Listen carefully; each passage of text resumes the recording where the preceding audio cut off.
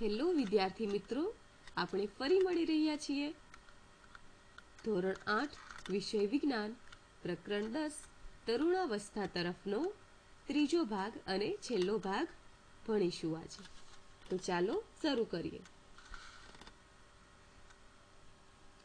પાઠના એકમો પહેલા આપણે તરુણાવસ્થા અને પ્રજનન વિશે જોઈ લીધું. ત્યારબાદ બીજો તબક્કો એટલે કે બીજો એકમ જીવન અને અંતઃસ્ત્રાવોનો પ્રજનાત્મકનો તબક્કો જોઈ લીધો. ત્યારબાદ આપણે હવે પ્રજનાત્મક સ્વાસ્થ્ય વિશે જોઈશું. તો ચાલો શરૂ કરીએ.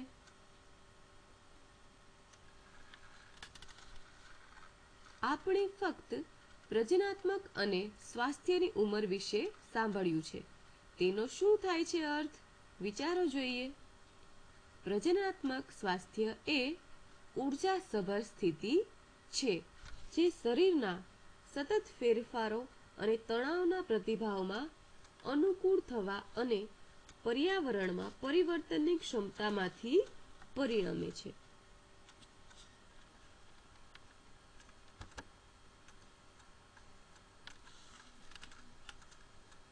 Reproductive health.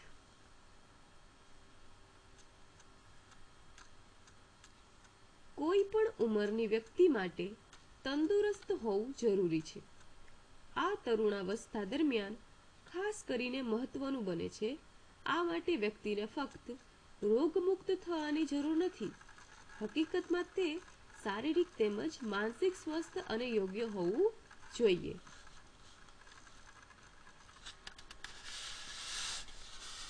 પ્રજનનાત્મક સ્વાસ્થ્ય અને તરુણાવસ્થા.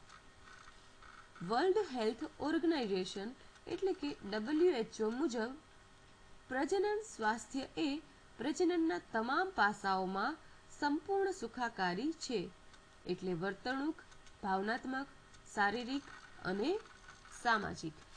હેલ્ધી લાઈફ માટે આપણે ઈટ હેલ્ધી એટલે કે હેલ્ધી ખાવું જોઈએ. ડ્રિંક પ્લેન્ટી ઓફ વોટર, વધુ પાણી પીવું જોઈએ. રિડ્યુસ સ્ટ્રેસ, વધુ સ્ટ્રેસ ન લેવો જોઈએ, ચિંતા ન કરવી જોઈએ. એક્સરસાઇઝ રેગ્યુલરલી એટલે કે દરરોજ એક્સરસાઇઝ કરવી જોઈએ.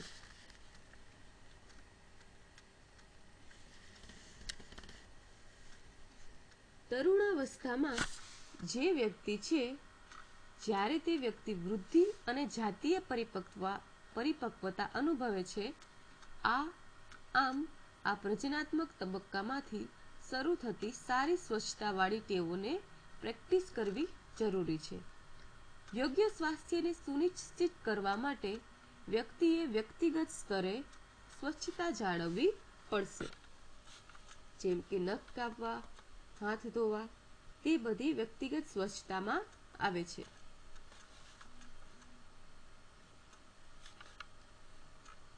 બેલેન્સ ડાયટ એટલે કે સંતુલન આહાર લેવો જોઈએ.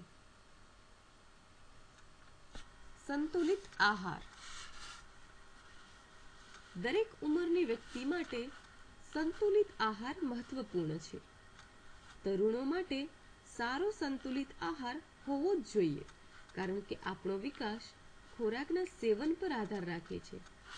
સારો સંતુલિત આહારમાં પ્રોટીન, ચરબી, કાર્બોહાઈડ્રેટ, વિટામિન અને ખનિજ ક્ષાર જેવા પોષક તત્વો પર્યાપ્ત માત્રામાં રહેલા હોય છે.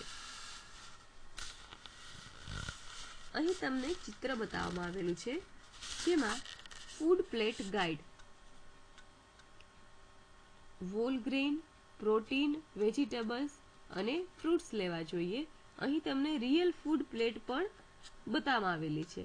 જેમ કે હોલ ગ્રેઇન એટલે કે તેમાં ચોખા આવેલા છે, અનાજ છે. પ્રોટીન તો શાક છે.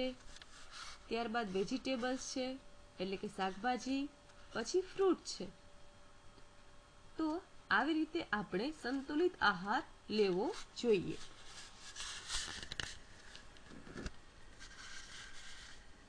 ફળો, ચોખા, રોટલી, લીલી શાકભાજી, માંસ, દૂધ, ઈંડા વગેરે અમુક એવા ખોરાક છે જે ઉચ્ચ પોષક મૂલ્યો ધરાવે છે.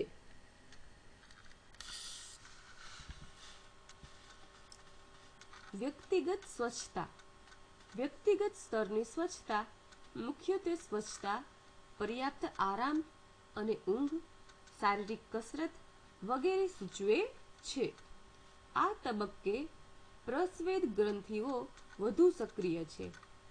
આ વધુ પરસેવો કારણ બની શકે છે.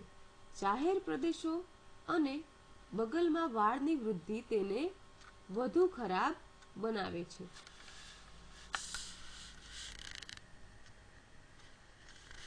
તે માટે આપણે નિયમિત સ્નાન કરવું જોઈએ.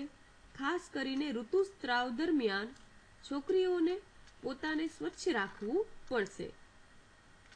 તરુણો માટે નિયમિત ચાલવું, મેદાની રમતો અને કસરત મહત્વપૂર્ણ છે. આ તેમને શારીરિક રીતે યોગ્ય અને તંદુરસ્ત રહેવામાં મદદ કરશે.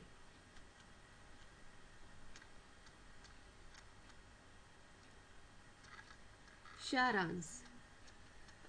પ્રજનનાત્મક સ્વાસ્થ્ય પરિણામો શરીરની સતત સુધારણા અને પર્યાવરણમાં તણાવ અને ફેરફારોના પ્રતિભાવમાં સ્વીકારવાની ક્ષમતા. તરુણો માટે સારો સંતુલિત આહાર હોવો આવશ્યક છે, કારણ કે આપણો વિકાસ એક ખોરાક પર આધારિત છે. વ્યક્તિગત સ્તરની સ્વચ્છતા મુખ્યત્વે સ્વચ્છતા, પર્યાપ્ત આરામ અને ઊંઘ, શારીરિક કસરત સૂચવે છે.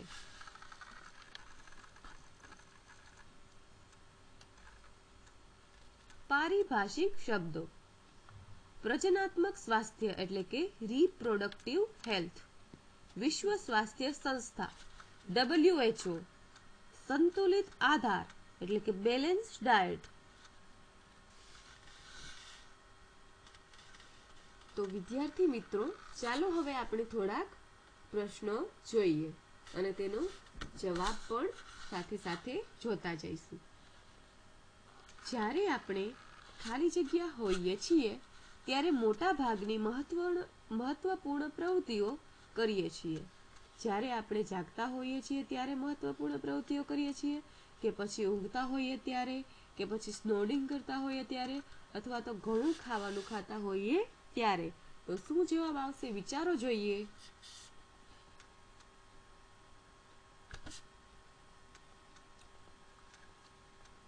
ઊંઘતા હોઈએ ત્યારે.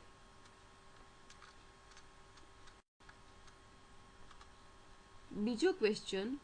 ઉંમર, પ્રવૃત્તિઓ અને જીવનશૈલી ખાલી જગ્યા નક્કી કરે છે.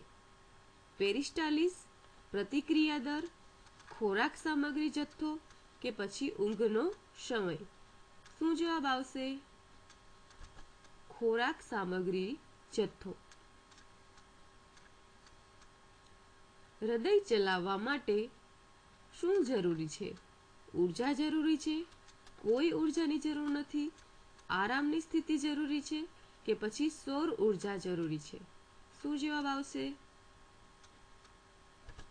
ઉર્જા જરૂરી છે હૃદય ચલાવવા માટે. ચાલો હવે બીજા ક્વેશ્ચન જોઈએ.